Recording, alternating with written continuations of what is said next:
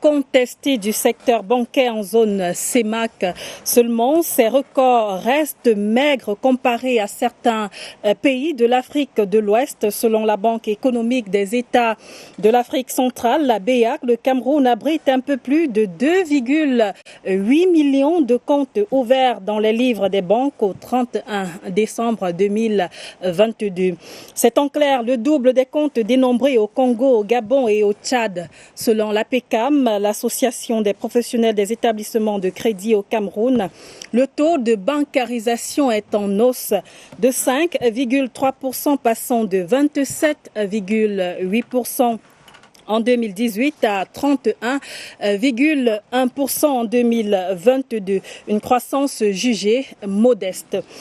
En effet, au 31 septembre 2023, le Cameroun compte 19 banques selon la Direction générale du Trésor, de la coopération financière et monétaire du ministère des Finances. Le document de stratégie nationale de développement SND30 ambitionne d'étoffer à 30 établissements son réseau bancaire en 2030. En plus des banques, il est question de permettre aux divers prestataires de services financiers tels que les compagnies d'assurance, les établissements de microfinance, les opérateurs de téléphonie mobile, les opérateurs de monétique élargie, la gamme de services financiers offerts aux populations. Mais quelques obstacles freinent donc cette bancarisation au Cameroun. Tout d'abord, il faut entendre par le terme bancarisation le niveau et l'importance de la population adulte et active disposant au moins d'un compte bancaire, le maillage d'un espace donné par les banques ou les institutions collectives de dépôt et ou pourvoyeuses de crédit, et aussi l'importance du financement bancaire dans la création de la richesse nationale au rang des freins surévoqués, la forte urbanisation des établissements de crédit et de microfinance, la cherté des coûts de certains services financiers, la méfiance du public qui préfère donc garder son argent en dehors du circuit économique.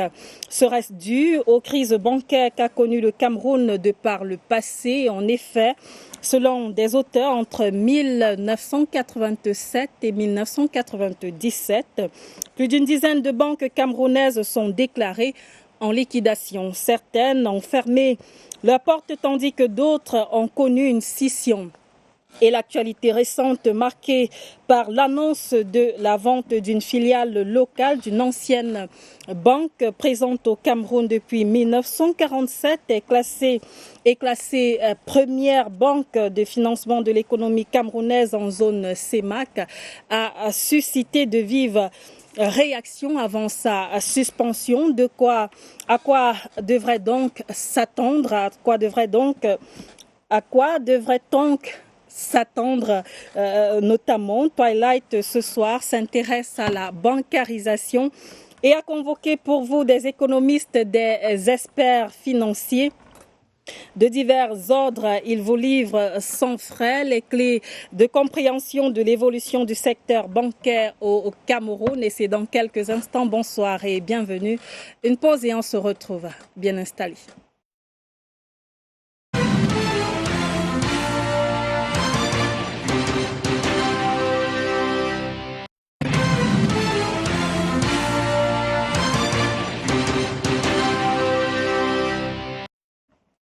Faible bancarisation, doit-on davantage craindre les faillites et les ventes de filiales?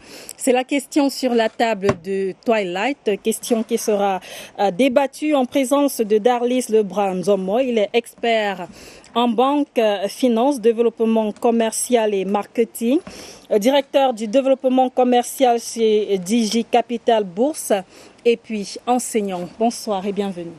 Bonsoir, Scarlett. À vos côtés, Georges Meka Bessolo, économiste et expert financier. Bonsoir et bienvenue. Bonsoir. Sur la table du débat de Twilight aussi, Moïse Alexis Cyril Ntouk, économiste expert en prévision économique, analyste des chocs macroéconomiques, directeur de l'Institut supérieur des sciences de l'entreprise.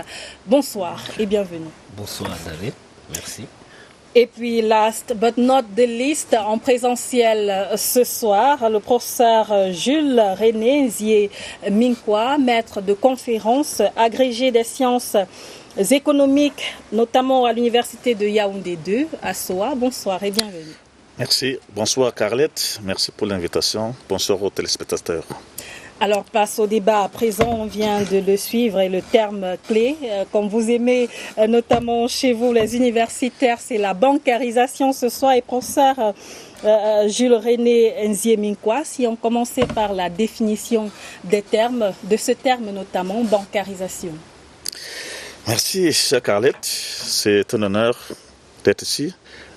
Concernant donc la question, vous l'avez déjà dit dans votre propos d'entente, le Conseil national de crédit a proposé des définitions très intelligibles de la bancarisation dans leur rapport de 2017, où ils définissent la bancarisation comme le niveau et l'importance de la population, soit totale, soit la population active, soit la population adulte, détentrice d'au moins un compte bancaire. Évidemment, il y a d'autres définitions qui ont trait notamment à la densité bancaire, c'est-à-dire c'est le nombre d'agences, des institutions collectrices de dépôt ou pourvoyeuses de crédit qu'on peut retrouver au sein d'une population. Donc là, on évalue en termes de nombre d'agences par 1000, 10 000 ou alors 100 000 habitants. Ensuite, vous avez un autre élément concernant la bancarisation qui a trait au financement. Et à ce niveau-là, la bancarisation fait référence à la part du financement bancaire sur le produit intérieur brut. Alors, de manière concrète, Darlis Lebrun-Zomo, expert en banque, finance, développement commercial et marketing, vous êtes un homme de terrain. La bancarisation, de manière concrète, ça se rapporte à quoi ? Merci Carlette. La bancarisation de manière concrète, ça rapporte à quoi? C'est tout simplement un processus qui consiste à amener les personnes physiques et personnes morales au système financier. Et quand on parle de système financier, on fait partager aux personnes physiques, aux personnes morales les produits financiers. Et ces produits financiers peuvent être quoi? Avoir un compte bancaire, faire des paiements, avoir un crédit bancaire, puisque personne n'a une capacité permanente de financement, ou à investir. Et quand on dit investir, celui-ci peut prendre des parts dans une entité, dans une entreprise, ou celui-là peut souscrire à des titres de créance. Voilà en quelque sorte ce que c'est que la bancarisation de manière pratique. Je reste avec vous pour avoir notamment votre vision de ce phénomène-là au sujet du taux de bancarisation au Cameroun. Quelle est votre perception? Le taux de bancarisation au Cameroun, il est faible. Si on s'en tient à vos propos liminaires, vous verrez que si on regarde les derniers rapports de la PECAM qui est l'association des professionnels des établissements de crédit, en 2022, le taux de bancarisation, il était de 33,1%. Il est vraiment faible. Et il a encore, on ne peut plus faible dans des zones rurales. Ce taux de bancarisation, il est encore un peu plus faible dans les zones rurales. Voilà ce que nous percevons du taux de bancarisation. Et maintenant, pourquoi il est aussi faible dans toutes ces zones-là? Déjà, il y a des motifs, il y a des mobiles qui amènent les uns et autres à ne pas s'intéresser vraiment à la banque, à avoir un compte ou à bénéficier des financements. Il y a d'abord cette asymétrie d'information où les gens ne sont vraiment pas au courant. On se dit, avoir un compte bancaire, c'est un luxe. Pourtant, ce n'est vraiment pas un luxe. On se dit que les conditions d'obtention d'un compte sont aussi compliquées. Et On se dit également que les banques, vous verrez que les banques sont plus dans des zones urbaines. Les banques étant dans des zones urbaines, ça fait en sorte que le taux de bancarisation soit un peu bas.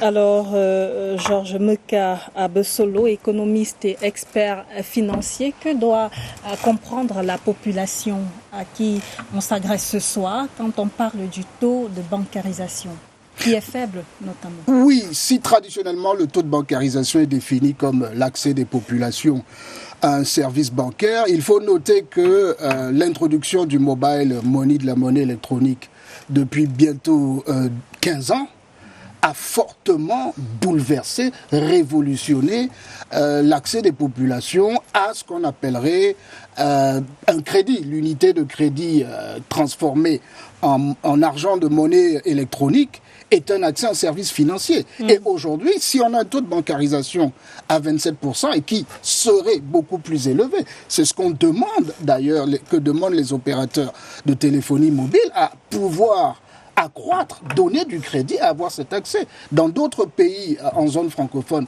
notamment en Afrique de l'Ouest, il y a déjà 2 banques digitales qui sont opérationnelles à Dakar et à Abidjan, qui a fait justement passer le taux de bancarisation traditionnel à dépasser les 40%, 60%, en incluant justement la disponibilité d'un compte mobile money. Dans le cas du Cameroun aujourd'hui, il y a plus de 17 millions de personnes qui ont un compte mobile money. C'est donc aux législateurs, la COBAC, la BEAC, de donner justement la possibilité aux banques et aux opérateurs, surtout de téléphonie mobile, peut-être en partenariat avec des banques, d'offrir des services bancaires davantage disponibles pour les populations. Ça augmenterait le taux de bancarisation et le nombre de Camerounais qui disposent d'un compte mobile money est 4 fois supérieur à ceux qui disposent d'un compte bancaire traditionnel.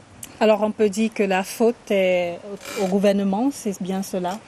Non, je ne dirais pas que la faute. Il faut prendre acte des dynamiques du marché aujourd'hui, de la transformation du marché.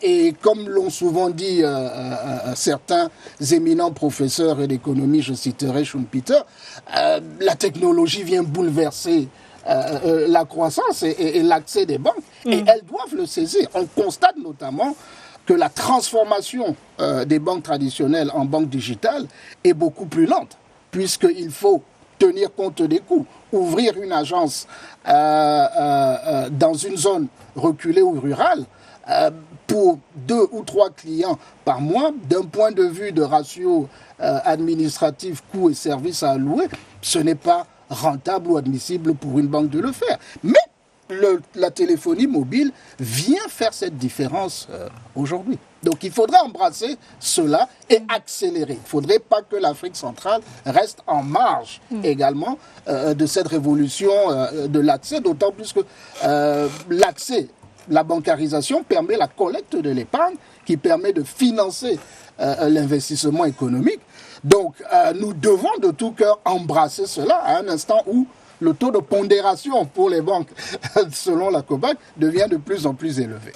Alors, quels sont donc les problèmes de ce paysage bancaire au-delà de ce que vient de mentionner Georges Meka Abesolo? Je vous pose la question à vous, Moïse Alexis Cyril Ntouk, économiste, expert en prévision économique, analyste des chocs macroéconomiques, entre autres. Alors merci, déjà bonsoir à tout le panel, bonsoir aux téléspectateurs. Il faut dire que l'environnement économique camerounais est vraiment, marque vraiment ce que nous voyons, parce qu'il faut dire c'est la réalité de ce que nous vivons au quotidien. Et moi, dans mon analyse, je pense que le pourcentage ou le taux de pénétration ou alors le taux de bancarisation que nous constatons aujourd'hui, il est même très élevé.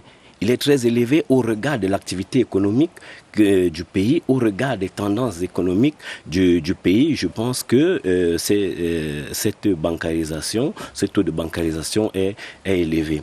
En réalité, il y a des leviers sur lesquels il faut s'appuyer. Il y a des leviers, les leviers sur l'éducation financière. Alors, les copanélistes l'ont fait savoir tout à l'heure, il faut éduquer la population.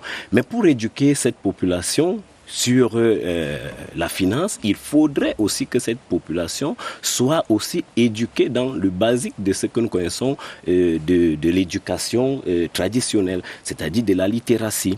Alors, c'est tout ceci qui va ensemble pour permettre d'augmenter le taux de bancarisation. Donc, on ne va pas seulement se limiter au niveau du mobile, mais il faut aller à la source même du problème. Le niveau d'instruction des Camerounais peut permettre à ce que nous avancions un peu plus, que le taux soit davantage plus élevé.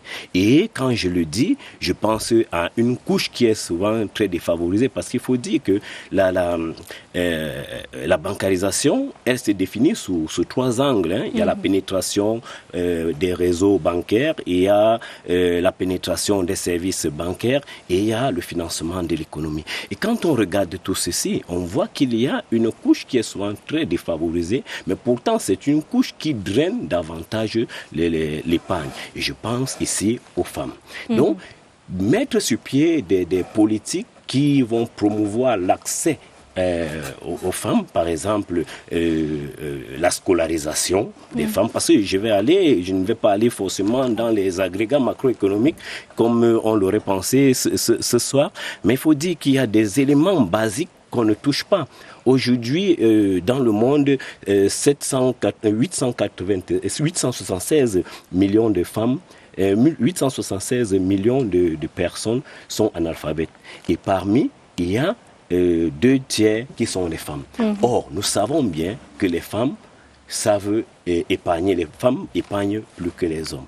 Et donc, l'épargne-là est très souvent thésaurisée. Or, si la femme est davantage éduquée, je pense qu'on pourrait toucher à ce niveau un autre levier qui pourrait ici accroître notre taux de bancarisation. D'accord. Alors, professeur Jules René Nzié-Minkwa, maître de conférence agrégé des sciences économiques de l'Université de Yaoundé 2 à Soa, vous êtes plutôt d'accord ou alors le taux de bancarisation, il est élevé ou il est faible?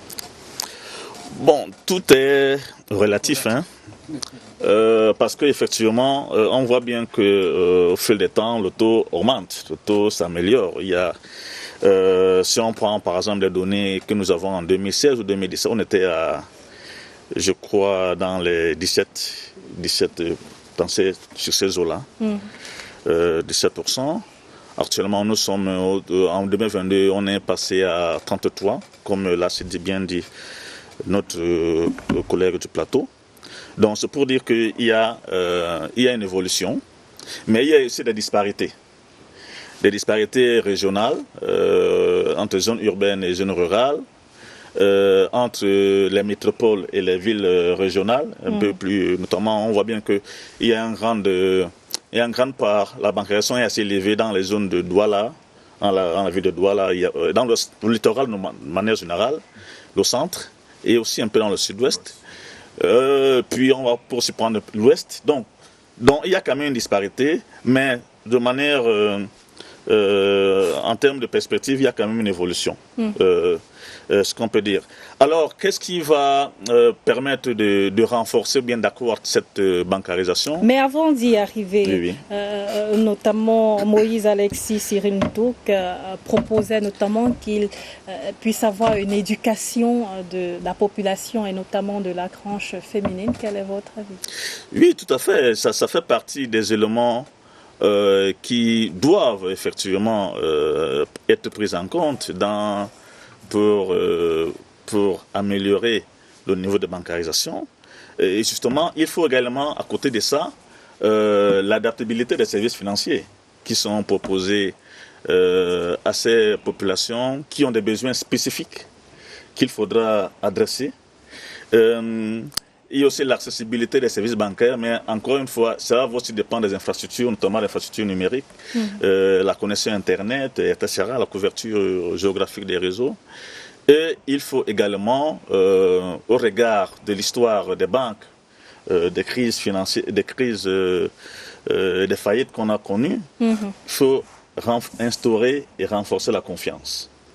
D'accord? Il faut instaurer et renforcer la confiance entre les potentiels clients et les structures bancaires qui sont en place, et la confiance doit être mutuelle, effectivement. Donc peut-être on peut également évoquer par rapport à cette confiance la capacité donc des banques, comme on l'a dit, à vraiment apporter, à satisfaire les clients, les potentiels clients qui sont dans des zones assez difficiles d'accès. Nous sommes là dans les freins à la bancarisation, c'est bien cela? Oui, oui.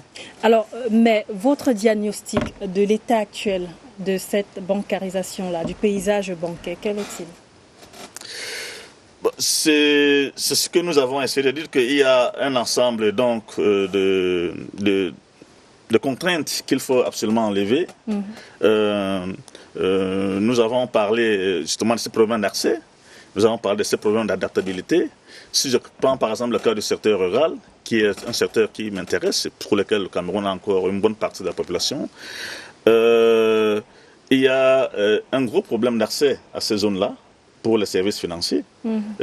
Parce que d'abord, on voit bien que le financement agricole est très faible, sinon presque nul au Cameroun. Donc, ça veut dire qu'il y a une bonne frange de la population qui est à côté par rapport à ça.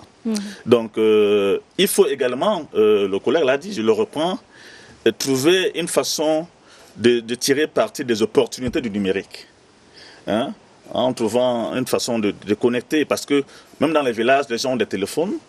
Avec cette opportunité de la monnaie électronique, ils ont des téléphones, ils ont les mobile money, ils ont Orange Money, ils ont etc. sans publicité.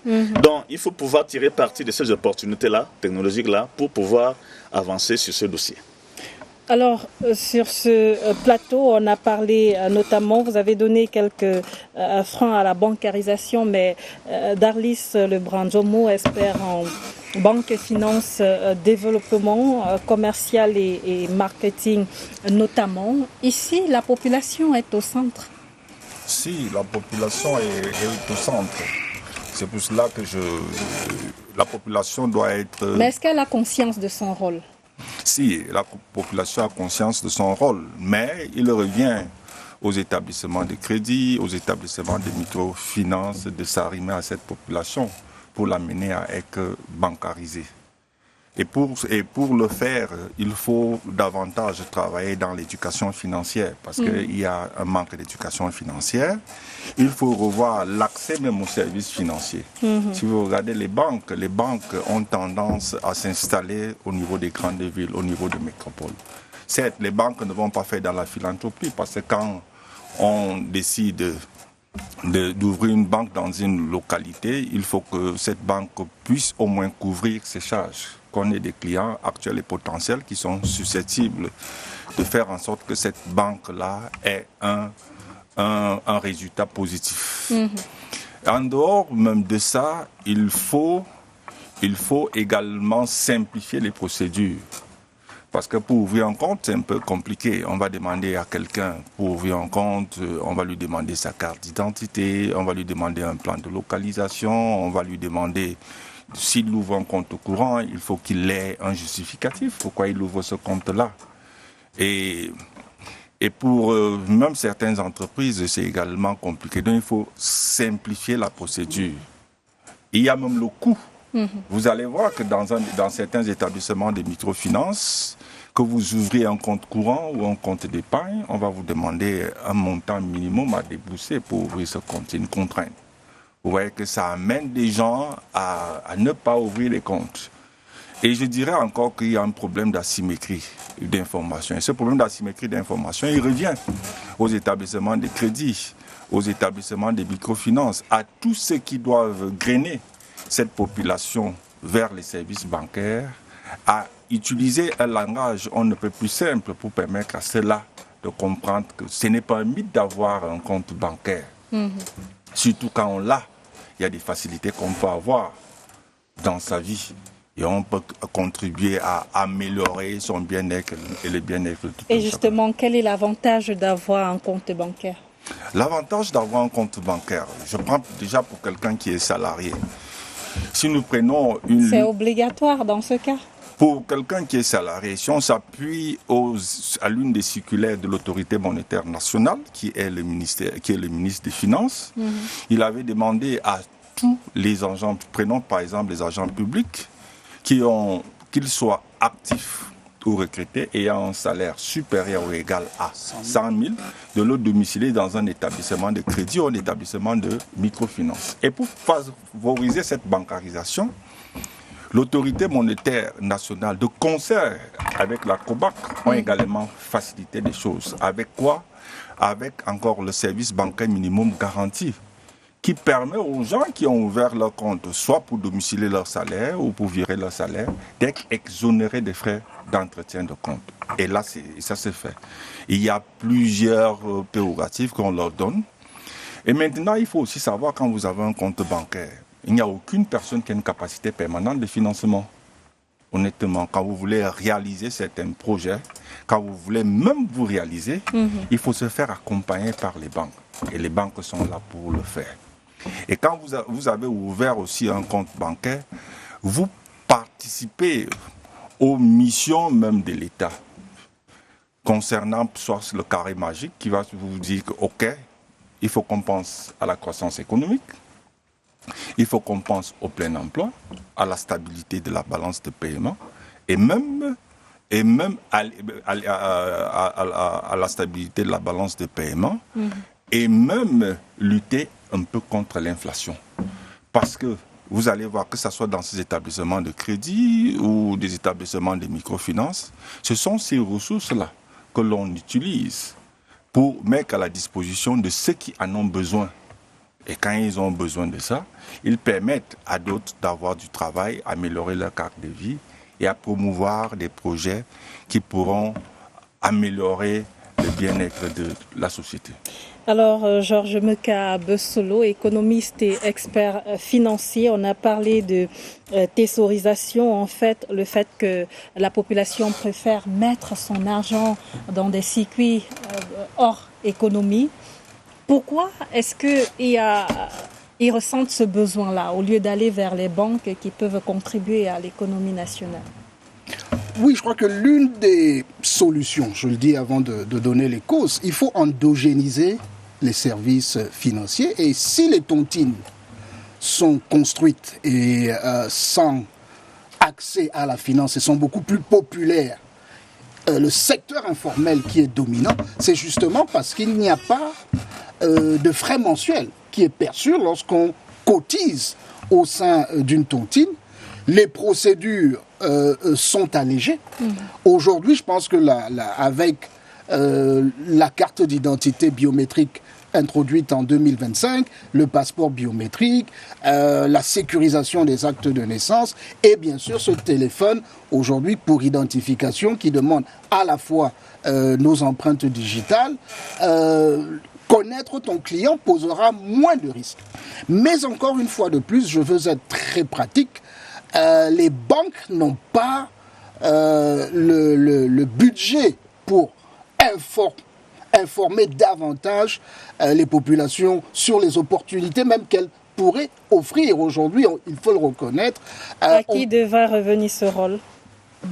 L'État devrait faciliter et harmoniser, mais je vous assure, si un statut de service minimum financier est accordé aux opérateurs de téléphonie mobile, parce que il faut le reconnaître, même certains d'entre nous aujourd'hui, c'est une tendance observée, qui ont des comptes bancaires, mais avec le mobile money, nous nous rendons de moins en moins dans les banques. On ne veut pas avoir affaire à attendre 1 heure, 2 heures de temps à la queue pour un service de modification de cartes, etc.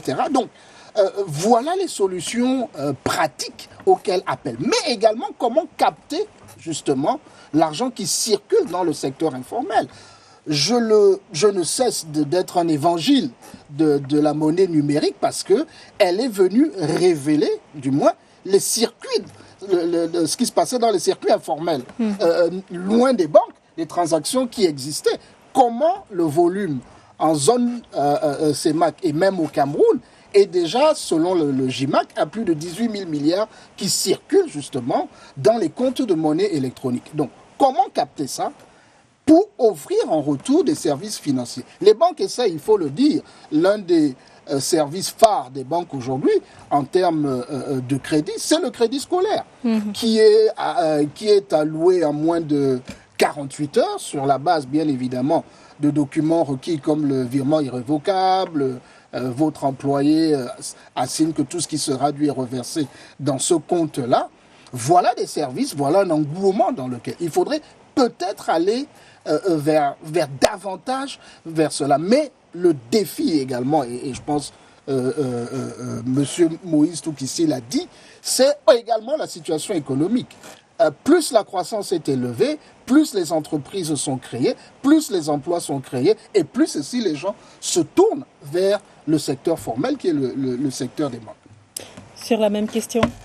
Oui, effectivement, comme il le dit bien, il faut bien comprendre que l'environnement économique actuellement n'est pas assez favorable. Il y a bien de contraintes. Ces contraintes, comme les copanélistes le disaient tout à l'heure, c'est la documentation appropriée pour accéder à un compte, pour ouvrir par exemple un compte, puisque nous avons pris la bancarisation comme le fait d'avoir au moins un compte. Alors, il y a ces contraintes-là qui sont donc liées parfois qui sont liées à notre politique, du moins à la lenteur administrative sur certains faits. Parce que rendez-vous compte que pour ouvrir un compte bancaire, il faut une carte nationale d'identité. Alors, pour avoir une carte nationale d'identité, il faut un acte de naissance.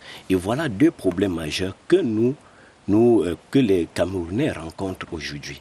Alors, si on parvenait à toucher du doigt, si on parvenait à booster ce côté-là, tel que les cartes d'identité, par exemple, c'est pas le problème des cartes d'identité aujourd'hui, mais il faut dire que c'est la carte d'identité qui nous permet d'accéder à un compte bancaire. Vous voyez que voilà un peu un petit nœud où tout coince, tout peut coincer à partir de là. Et ça devient problématique.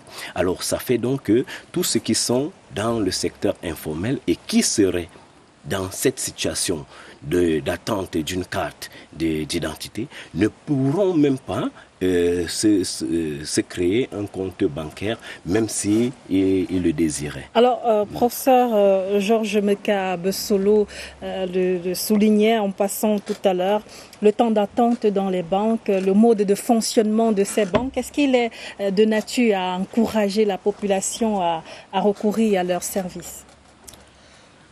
C'est un problème réel que l'on rencontre au quotidien, qui peut effectivement dissiper l'engouement que peuvent avoir ceux qui étaient déjà réticents à faire le pas vers les banques. Je pense que c'est quelque chose qu'il faut absolument revoir. Mais après, il y a aussi quel est l'objectif qu'on peut rechercher lorsqu'on veut se faire enrôler dans une banque? C'est peut-être après avoir accès à un financement.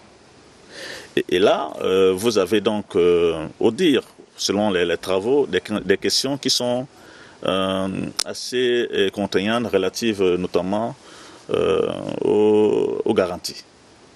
Aux garanties bancaires, vous avez en zone rurale des gens qui n'ont pas toujours des garanties formelles qu'il faut, notamment le titre foncier ou d'autres actifs de valeur qu'ils peuvent mettre en garantie, et donc qui fait que ça devient assez difficile pour ce type de personnes d'avoir même si elles le veulent. Donc, effectivement, il faut vraiment aller dans le sens où on peut mettre en place des mécanismes qui vont à la fois assurer le remboursement du prêt, parce que ce qui intéresse le banquier, c'est que l'argent qu'il donne soit remboursé, mais également que cela ne crée pas de la fracture bancaire, c'est-à-dire dans le sens que les gens n'ont pas pu avoir accès aux services bancaires parce qu'ils n'ont pas peuvent pas présenter la garantie, ils ne peuvent donc pas financer leurs différentes activités. Donc cela vaut aussi bien pour les populations qui sont à faible revenu, marginalisées, aussi bien que celles qui sont dans le secteur informel, qu'il faut également trouver, mettre en place des mécanismes pour les ramener vers l'informalisation. Et là, ça passe toujours par des incitations, par une simplification des procédures, par une réflexion très aboutie sur à la fois les procédures administratives qu'il faut mettre en place, mais aussi notamment les questions qui ont été aux garanties. Il faut une réflexion là-dessus pour permettre à ce qu'elles se sentent plus incitées à rejoindre le secteur bancaire. Alors, je le disais notamment, l'actualité récente a été marquée par l'annonce de la vente d'une filiale locale, d'une ancienne banque présente au Cameroun depuis des décennies. Qu'est-ce qui peut justifier un tel phénomène, Darlis Nzamo?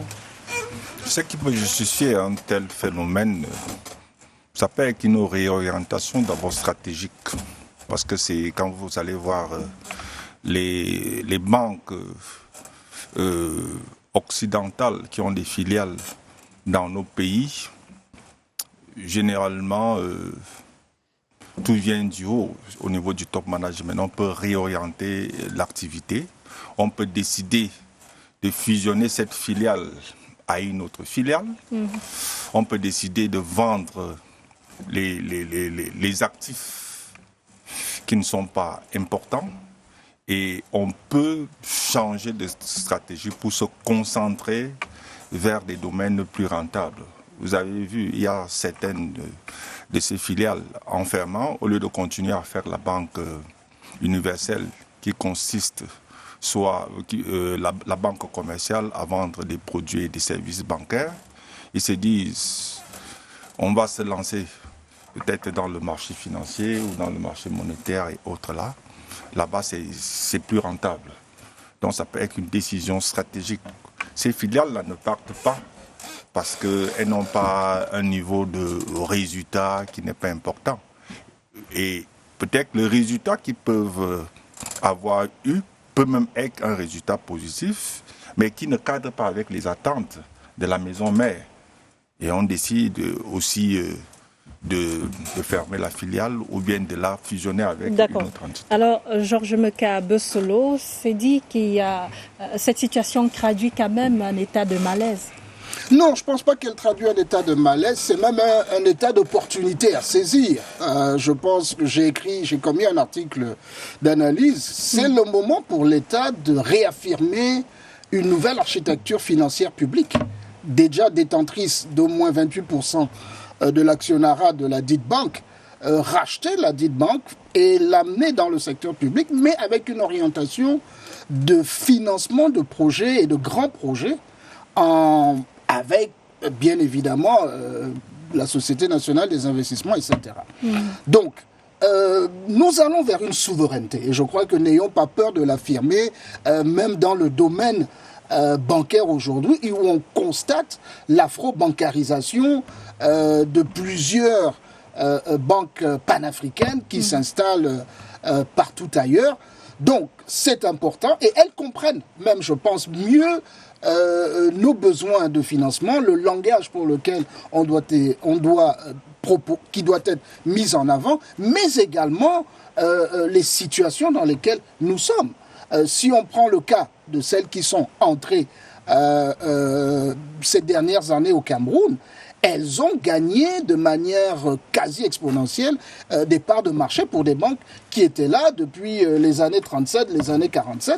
Donc je crois que et elles ont indogénisé, elles ont mis à la face de ces banques des administrateurs locaux qui comprenaient également la dynamique du marché. Je pense, pour moi, ce n'est pas un risque, c'est une opportunité puisqu'il n'y a pas de risque systémique. Mais est-ce qu'il n'y a pas lieu de s'inquiéter, Moïse Alexis Ntouk? Je ne pense pas qu'il y a lieu de s'inquiéter de manière absolue. C'est vrai, c'est une entreprise qui s'en va, c'est l'emploi qui est perdu pour certaines.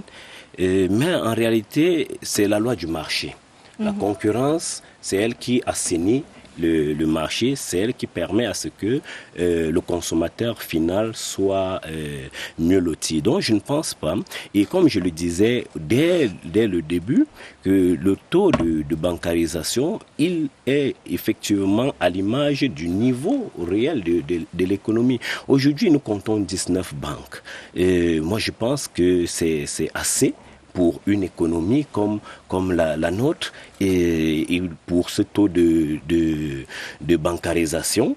Et je pense qu'il n'y a pas à s'inquiéter. Il y a plutôt lieu d'améliorer le fonctionnement, de nationaliser davantage certaines institutions bancaires pour justement comprendre la dynamique du marché local. Parce que nous sommes là ancrés sur ce que nous appelons très souvent la théorie du changement. Il faut vous dire que ces banques occidentales qui sont venues avec un esprit, et c'est l'esprit de l'Occident. Or, une banque locale comprendrait mieux les réalités de chez nous. Donc, c'est effectivement des occasions, des opportunités à saisir. Et il faut dire que l'activité bancaire est fortement réglementée. C'est l'un des secteurs les plus réglementés. Donc, si une banque s'en va, si une filiale s'en va, c'est pas tant qu'elle ne cause pas une crise systémique, ça ne gêne pas. C'est la loi du marché. Et comme on le disait, tout dépend des ambitions de cette banque. Ça peut être une délocalisation, ça peut être des opportunités ailleurs qu'il faut saisir. Donc, je pense que c'est pas trop à craindre, puisque le secteur est fortement réglementaire. Professeur, vous partagez cet avis? Oui, je crois que c'est dans la nature des choses. Je dirais que les banquiers, ce sont des bergers qui cherchent toujours où l'herbe est la plus verte. Donc, je crois qu'il faut prendre en compte une certaine l'environnement international, l'environnement propre à la banque, oui, et évidemment l'environnement national. Bon, l'environnement international et en particulier l'environnement lié à la banque, depuis 2008, on connaît bien ce qui s'est passé avec l'histoire Jérôme Caraviel qui a fait perdre, je crois, beaucoup d'argent à la dite banque.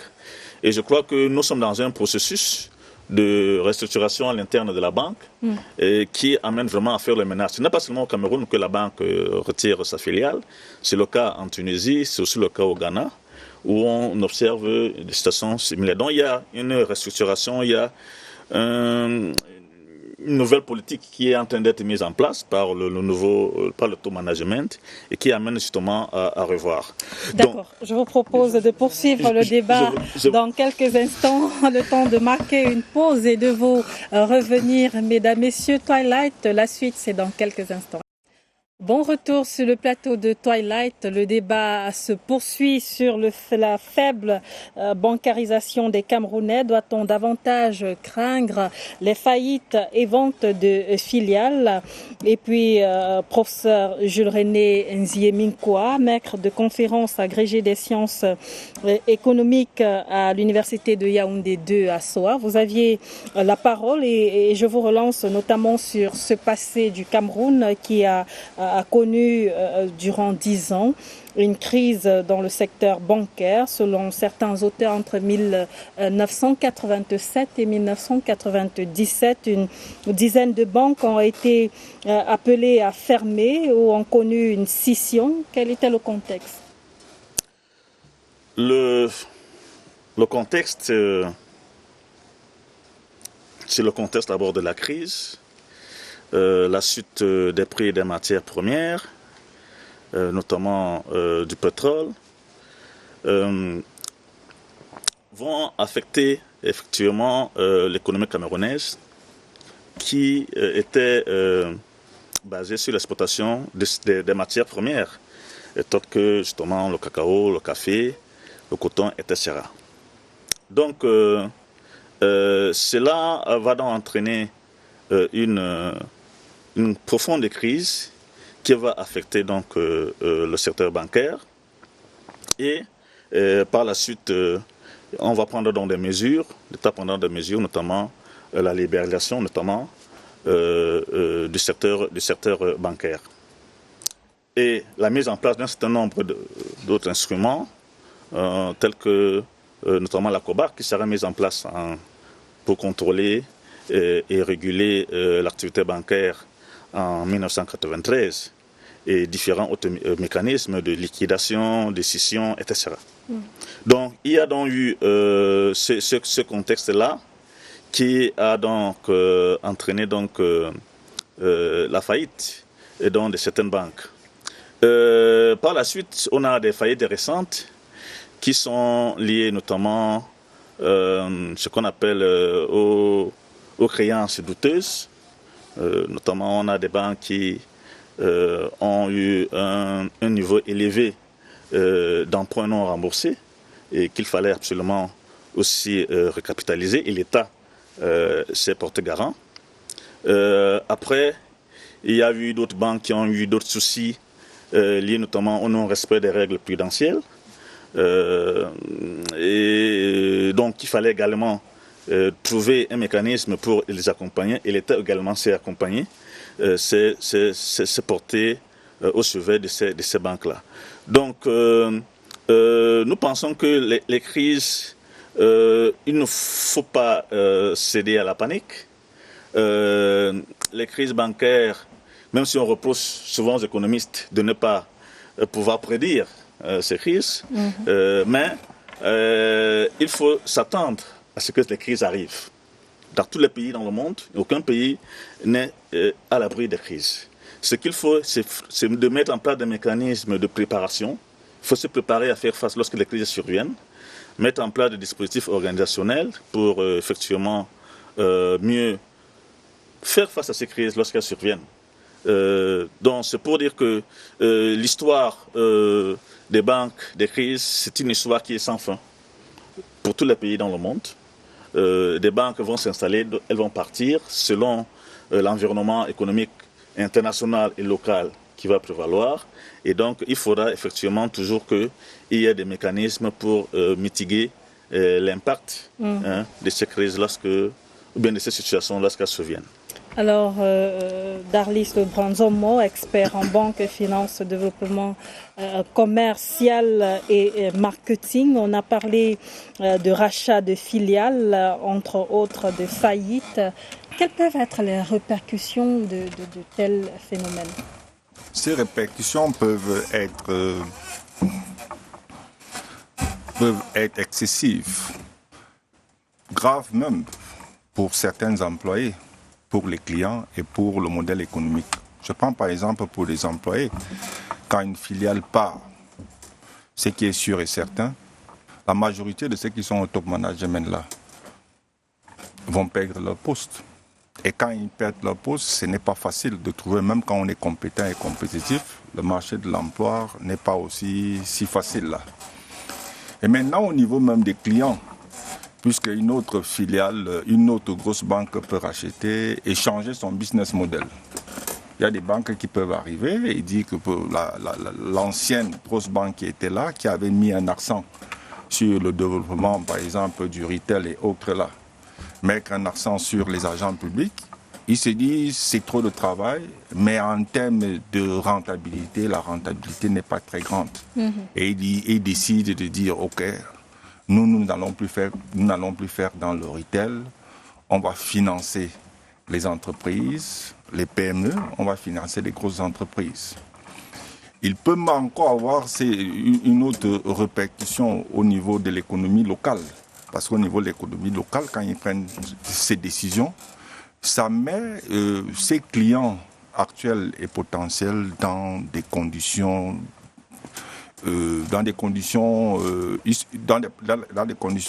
la position des incrédules, parce qu'on ne sait pas comment sera fait le lendemain. Donc je reprends, il y a les employés qui stressent, il y a les clients, il y a même l'économie locale. Il y a des banques qui viennent et changent leur business model. Alors, Georges Mekabe Solo, économiste et expert financier, que doit faire l'État dans ce cas pour éviter notamment le phénomène de banque rouge? Oui, il faut féliciter l'État. L'État l'a très bien fait pour la reprise de la Cameroun Commercial Bank, qui aujourd'hui est devenue viable, rentable et même mise pour achat. Les autres banques qui ont suivi, la récapitalisation par l'État s'est très bien passée. L'État a toujours su et appliquer les conventions même avec la COBAC et la BEAC pour le remboursement des créanciers dont l'argent leur est dû lorsqu'une banque ferme. Mais il n'y a pas de risque zéro en investissement, en finance, en économie.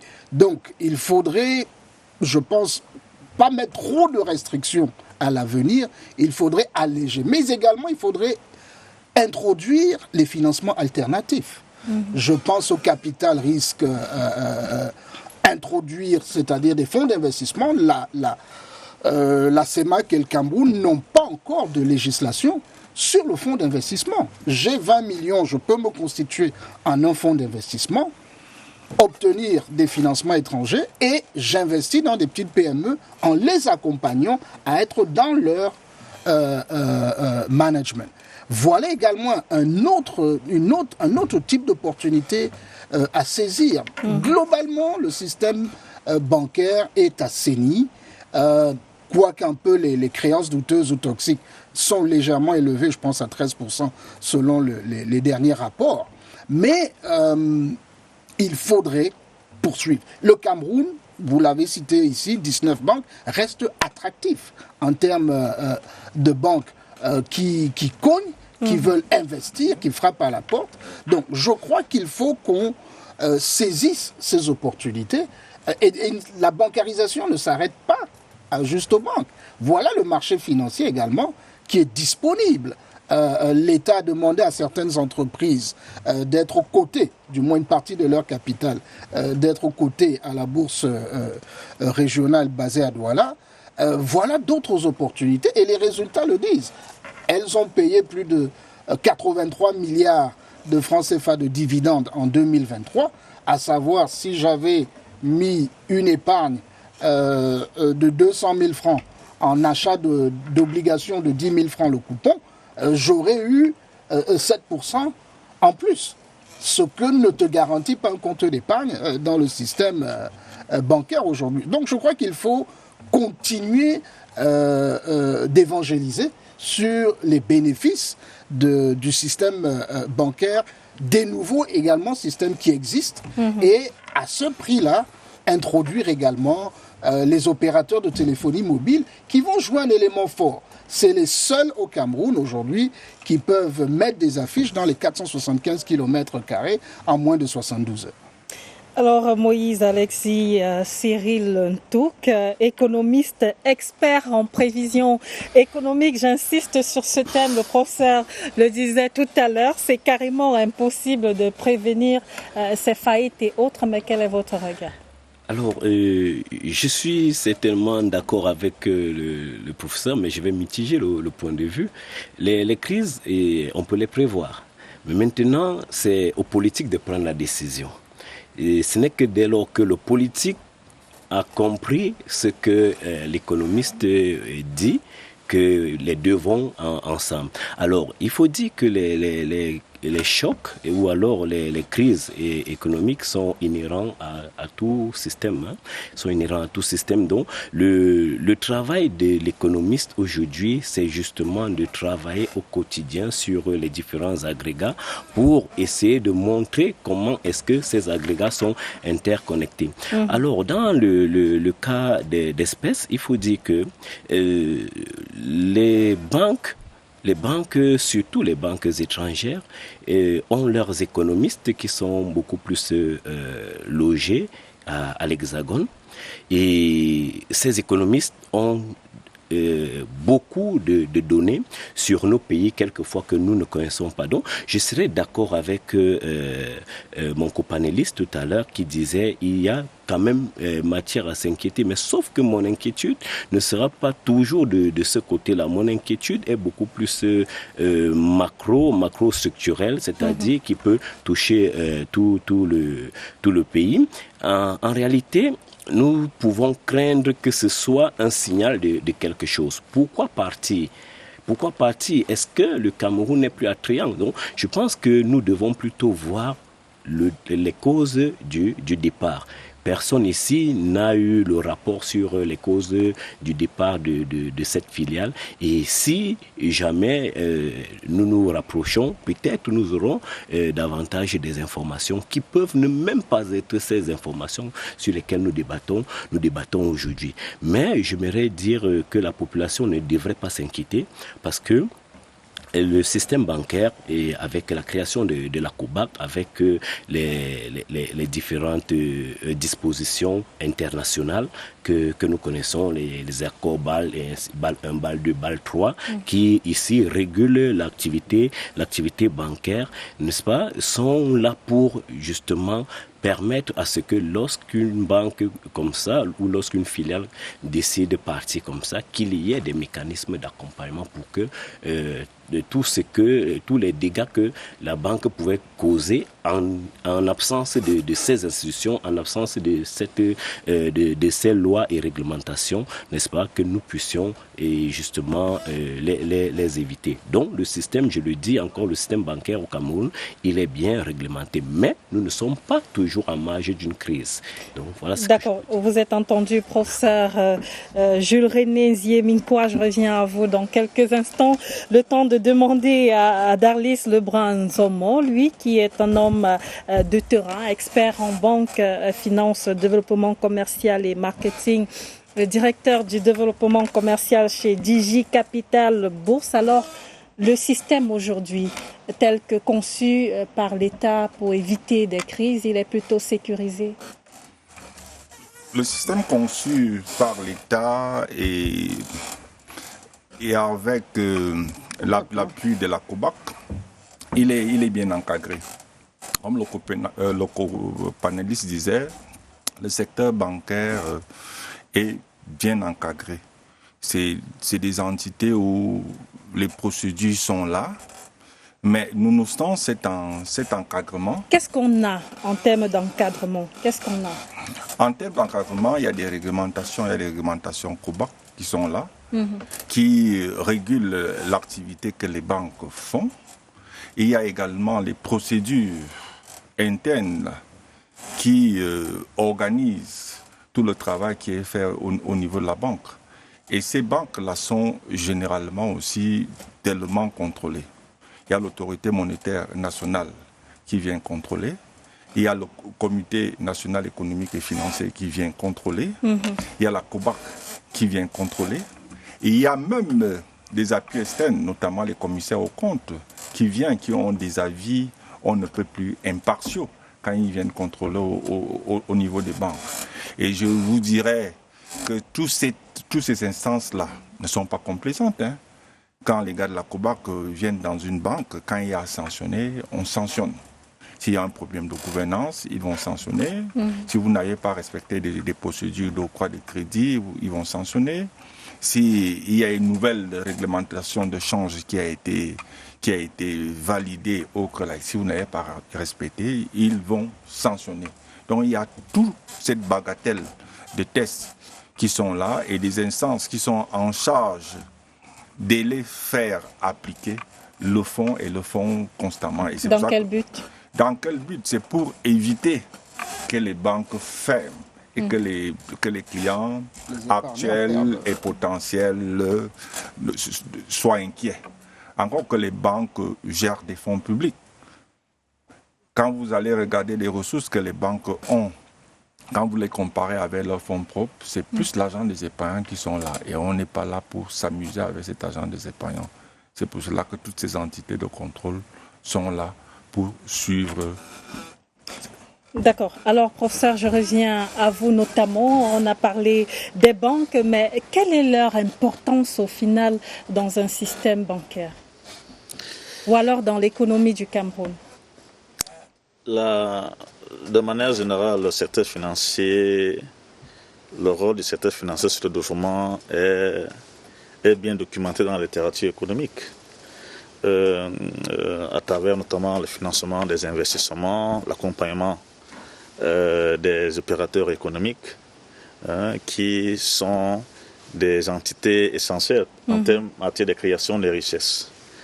Donc, le développement du secteur financier est un facteur qui affecte effectivement le développement, la croissance économique. Mais maintenant, pour revenir à l'encadrement, comme ça a été évoqué tantôt, il y a quand même un débat là-dessus sur le rôle de l'encadrement, notamment les différentes institutions qui sont mises en place, notamment la COBAC. Des travaux montrent qu'effectivement, le poids des procédures, le poids de la réglementation a fait en sorte qu'il y a eu une exclusion. Ça a renforcé l'exclusion bancaire d'un certain nombre. Donc, et les banques se sont plutôt focalisées sur les grandes entreprises pour le financement bancaire. Donc du coup, c'est pour dire qu'il y a quand même, on peut mitiger le rôle du poids de la réglementation qui peut être comme un élément qui asphyxie un peu le secteur bancaire. Qu'est-ce que vous proposez? Au début, l'élément c'était de retirer l'État. C'est pour ces raisons qu'on a libéralisé. Après, on a mis en place donc des règles. Mais ces règles, en même temps aussi, sont des règles qui sont très contraignantes, qui renforcent justement l'exclusion. Qu'y a-t-il lieu de faire en quelques secondes? Donc justement, il faut réfléchir sur une manière de les rendre plus flexibles, de manière à permettre aux banques de porter une attention à une partie de la population qui est encore exclue. Georges Beka de Solo, en quelques secondes, vous êtes d'accord avec? Il y a lieu d'alléger? Il y a lieu d'alléger, mais il faut renforcer la tendance que nous connaissons aujourd'hui, qui est la bancarisation par le bas. Il y a la croissance des microfinances par rapport au nombre de banques a augmenté en termes de ratio. Le nombre de dépositaires au sein des microfinances dépasse celui des banques dites traditionnelles. Donc nous constatons également que 2 banques sont allées créer de microfinances pour s'ajouter aux 300 microfinances qui existent. Donc je crois que c'est cette tendance d'endogéniser justement la bancarisation qui est en hausse qu'il faudrait encourager. Ce seraient justement ces microfinances de catégorie beaucoup plus souples qui entreraient dans le marché, qu'il faudrait encourager et peut-être baisser le seuil de dépôt requis. D'accord, on vous a entendu, on va sortir avec vous, Moïse, Alexis, Cyril Ntouk, sur l'importance de la banque au final. Quelle utilité? Alors, en 30 secondes seulement. Oui, merci. En 30 secondes, il faut dire que la banque est là pour accompagner les investissements, elle est là pour accompagner les ménages qui ne sont pas toujours détenteurs de capitaux de manière permanente, comme nous l'avons dit. Et donc, je pense qu'il faut encourager, il faut davantage prôner l'éducation financière pour que les banques se rapprochent davantage de la population et que la population sache que ce n'est pas des produits de luxe. Avoir un compte bancaire n'est pas un luxe. On vous a entendu et c'est le mot de fin sur ce plateau. Merci de nous avoir regardés, mesdames, messieurs. Merci à nos équipes techniques et rédactionnelles. C'était Twilight, édition du lundi 18 novembre 2024. Les programmes de l'Union se poursuivent. Restez scotchés.